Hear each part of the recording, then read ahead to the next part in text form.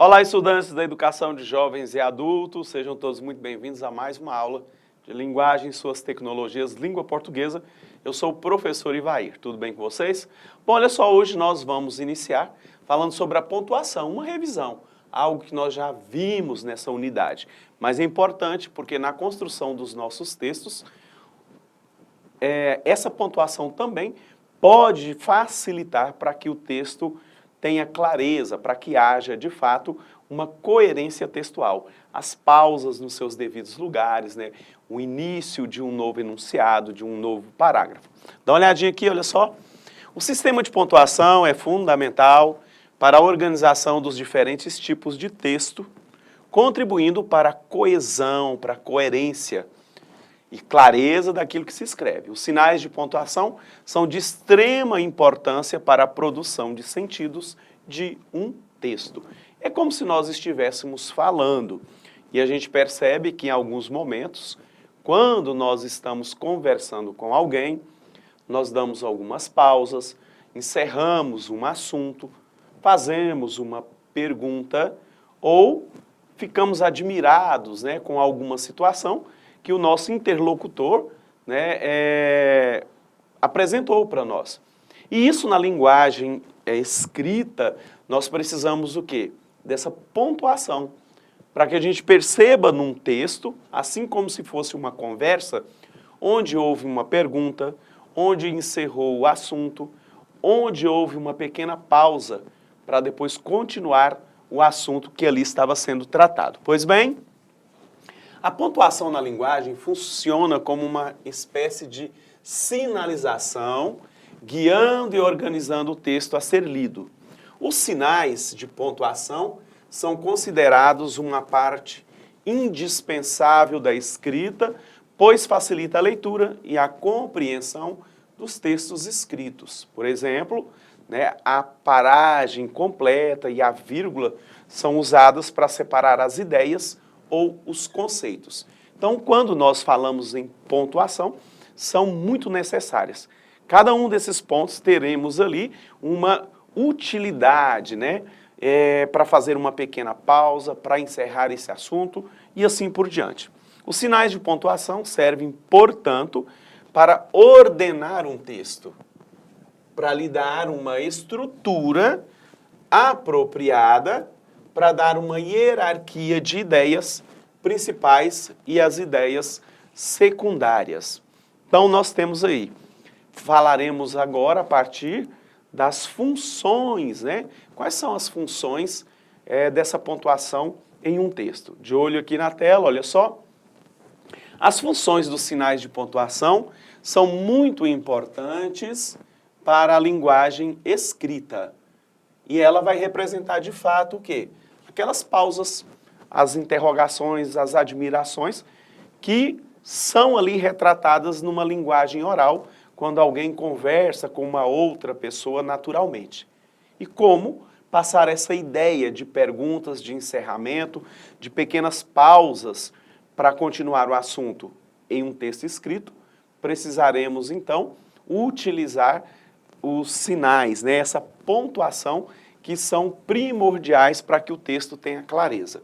E cada um desses sinais de pontuação são utilizados de acordo com certas regras, com a finalidade na estrutura narrativa. Então, como usar esses sinais? Bom, vamos começar aqui? Vamos falar sobre o ponto final. Ele indica o final de uma frase declarativa. Eu poderia dizer, os estudantes chegaram cedo, ponto. Quer dizer, é uma frase em que eu estou fazendo uma afirmação, eu estou declarando algo. Os estudantes chegaram cedo, ponto. Então, indica o final de uma frase declarativa. Vamos falar sobre a vírgula? Indica uma pequena pausa na leitura. Eu poderia dizer, o professor Ivair, aí vem vírgula, né? Ministra aulas de português na educação de jovens e adultos, todos os dias. Então, o que ficou entre as vírgulas é para explicar o que o professor Ivair faz. Para nós fazermos uma enumeração de uma lista de mercado, por exemplo, né?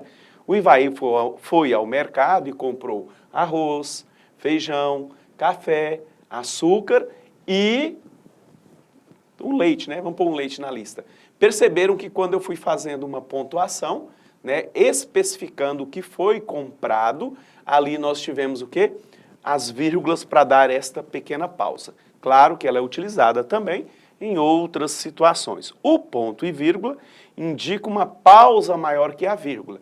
Então, nós estamos aí falando uma determinada sentença, contando uma história, e vem o ponto e vírgula que dá uma pausa maior. Ele não encerra o assunto, né, como ponto final, mas indica que é uma pausa maior. E aí nós temos os outros pontos aqui.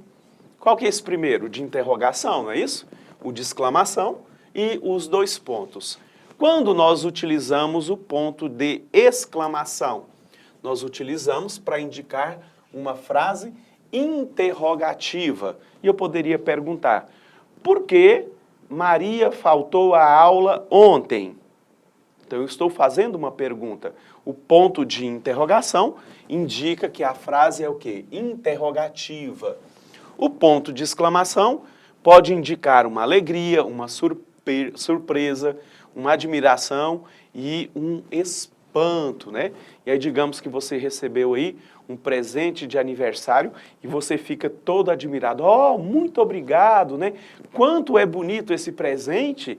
E aí nós utilizamos, então, o ponto de exclamação para justamente expressar a sua alegria ou a sua surpresa, podendo também ser uma admiração ou até mesmo um espanto, para indicar ali a fala do personagem no texto, né? Representa aquilo que é feito na oralidade. E os dois pontos indicam o início de um diálogo, de uma explicação. Então, quando nós estamos lendo um texto, o Ivair disse, dois pontos, travessão, e aí vem a fala do professor. Olha, é importante que vocês estudem, logo, logo chegarão as provas. Entenderam? Então, os dois pontos eu posso utilizar para o início de um diálogo no texto escrito, né? Também para explicar uma situação. Dois pontos e explica-se essa situação. O travessão, como eu já havia dito anteriormente, o Ivair disse, dois pontos. O travessão indica o discurso direto no texto. Então, se é escrito, o Ivair disse, dois pontos, vem um travessão. Estudem, né? Logo começarão as provas. Então, o travessão indica que o professor está falando com vocês no texto escrito. Temos também as aspas. Indica também o discurso direto no texto, ou para realçar e identificar, né, as variações da linguagem. Aqui é um A. Aqui, variações. Ficou ok. Aí nós temos os parênteses, separa as palavras, expressões para explicar. Então, normalmente, quando nós temos uma explicação, vem entre parênteses também uma forma de explicar algo que foi mencionado anteriormente. Temos as reticências, que indica a suspensão do pensamento, uma dúvida ou uma interrupção. É como se alguém estivesse falando algo e aí ele fosse interrompido, e aí fica aquelas reticências, porque ele não terminou de falar o que ele havia iniciado, ok? Olha só alguns exemplos aqui, na tirinha, né, dos personagens da Turma da Mônica, né? Olha só a admiração, porque ele vem todo no suspense para, de repente, provocar a Mônica. E ela está chorando, olha só, pontinho de exclamação, triste, sniff. E aí o Cebolinha fica bem assustado, espantado e pergunta, o que foi? Se é uma frase interrogativa, ele utilizou a interrogação. O que foi? Vou espelar, porque ele troca o R pelo L, a sua tristeza passar, para poder provocar você. E olha só, e aqui todo meiguinho, todo carinhoso, e para expressar esse cuidado com a Mônica, porque ela estava ali chorando, ele fala que vai esperar ela ficar mais calminha para provocá-la, né? Provocar você, e usou o ponto de exclamação. Sugere justamente essa surpresa. Olha só, aqui nós temos o Alto da Compadecida, apenas um fragmento. né? E a gente vai perceber aqui a pontuação. Então eu tenho os personagens, os 2 pontos é para indicar quando ele começa a falar. Então, João Grilo, como vai a senhora? Olha só, é uma pergunta, ponto de interrogação. Já está mais consolada? Outra pergunta. E a mulher responde, 2 pontos. Como? Se além de perder o meu cachorro, ainda tive que gastar 13 contos para eles se enterrar? E o João Grilo, está aí o dinheiro?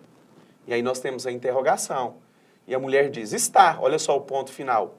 Está. Encerrou. Entregue ao padre e ao sacristão. E João Grilo continua. Um momento. O que é que tem escrito aqui? Olha só o ponto de interrogação, né?